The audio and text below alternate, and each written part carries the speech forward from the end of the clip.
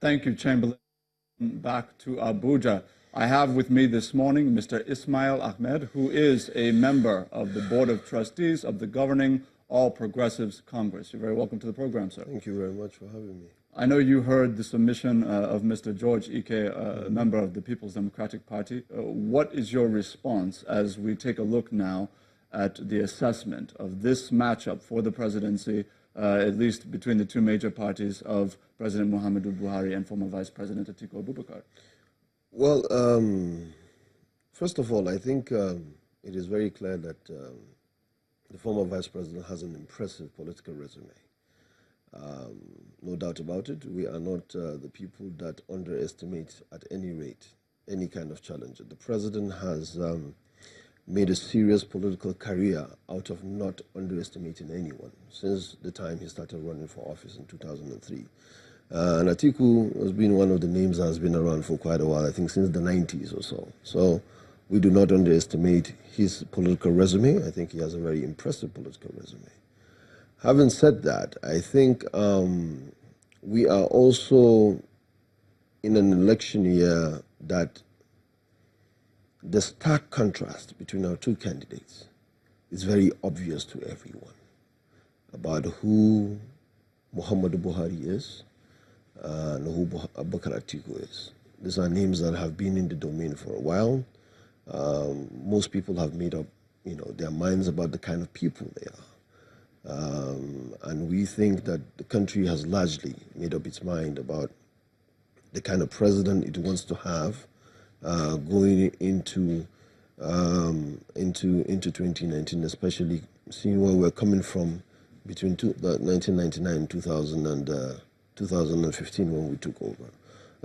So Atiku or the PDP convention was.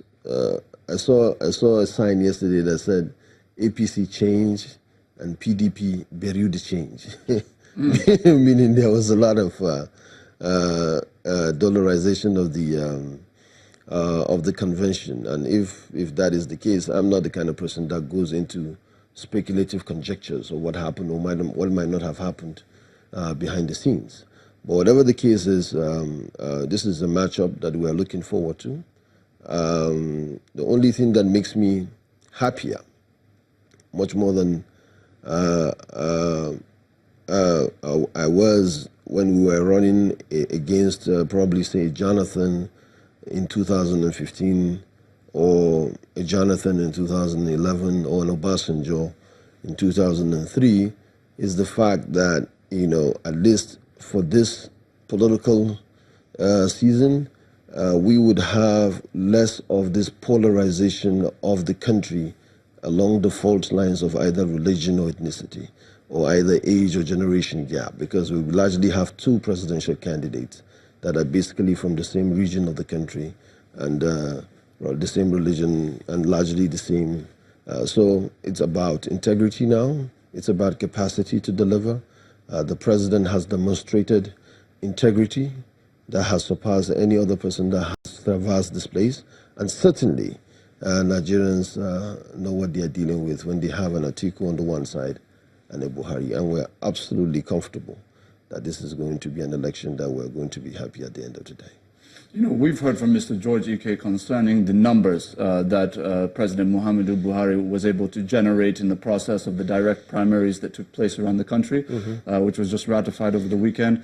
When you look at 14.8 million party members casting their ballot for President Buhari, and you hear Mr. Eke say essentially that figure is bogus, that he doesn't even know how your party arrived at that number. What is your response to that? And what assurance would you give Nigerians watching that indeed these numbers are not fictitious, that they're real?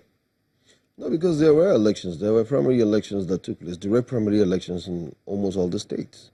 Supervised by? Supervised by the party structure. Because this is essentially a party, and we had some INEC officials that witnessed some of this primaries. So yeah, people went out and they trooped out, and we made sure that we mobilized a lot of our party members to go out. We didn't want complacency of saying that the president was the only candidate, that there was no, but we wanted to show and demonstrate the fact that the president was really popular even within the party structure. And everybody knows that we have more than 16 million members of the party already who are known even before now. And there were a lot of people that moved into the party in the last 2 years. And the last time we had an authentic register, we had about 16.5 million registered members. And through the last 4 years, it has grown to about 18 to 20 million people who are registered members of the party, especially after we were in office. There were a lot of people that were decamping to the party. And we know all about that because it was all over the news. So to say that it's fictitious is very easy for politicians to make accusations and counter accusations about this kind of numbers. But these are numbers that we are willing to defend when the general election comes, because we probably will double it. Well, you know, when we take a look at the numbers as we have them today, we know that in places like Taraba, where President Buhari scored about 270,000 votes in 2015, the direct primary numbers are now showing that he scored something in the range of 875,000 votes. That's about a 600,000 pickup. In Kanu, it was 1.9 million in 2015. Now we're seeing 2.9 million in this direct primary process, party members. We're seeing the same thing in Kaduna and Borno, picked up about 800,000. I mean, these are huge numbers. Yeah. And that's what is calling into question whether or not they're legitimate, because if they're legitimate, perhaps it could be a huge boon for the president. But if they're not legitimate, could it just be smoke and mirrors? That's what people are now wondering. Well, we are ready to prove it in February that these numbers are real, you know, because like I told you, in serious political situations, in the general election, when you have, in 2015, we were going against an incumbent president. And there were a lot of things that were counting against whatever it was that was going on.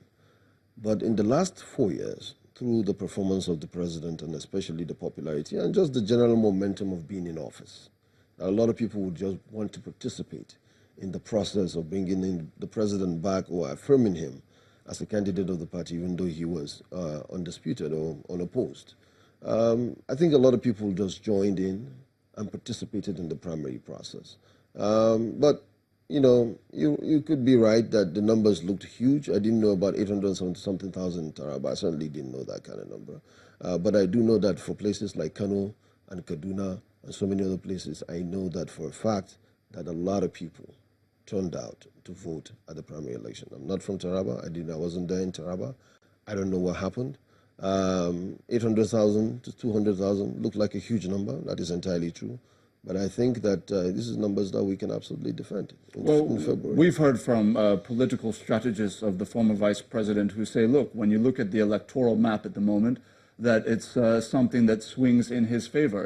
According to them, they say that, you know, they're expecting the South-South and the Southeast to be a complete and total sweep for the former vice president once he now picks a running mate from the Southeast geopolitical zone. They're expecting major grounds to be made in the North Central, where Senate President Saraki hails from. He's already expressed support for the former vice president. He expects a lot of support from the Northeast geopolitical zone. When you look at some of these calculations and permutations being sent out by political associates of the former vice president, what is your response in regards to the prospects for President Muhammadu Buhari around the country?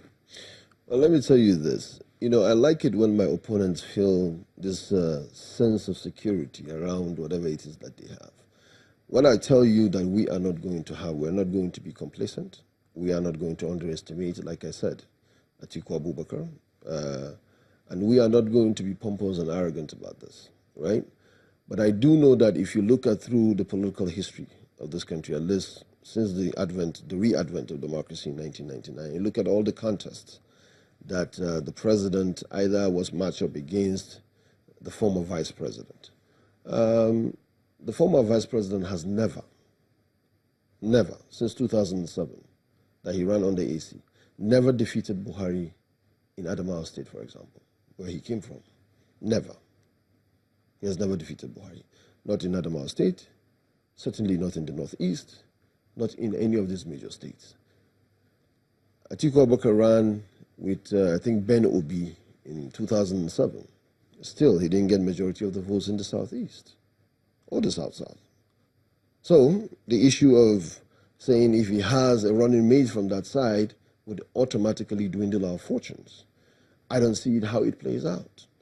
And the Southeast, has never voted for any political party that is not in control of the center at the presidential election since 1999.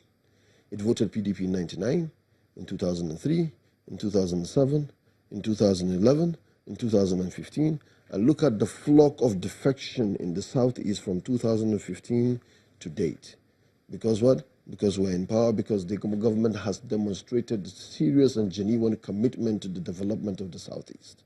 These are clear terms.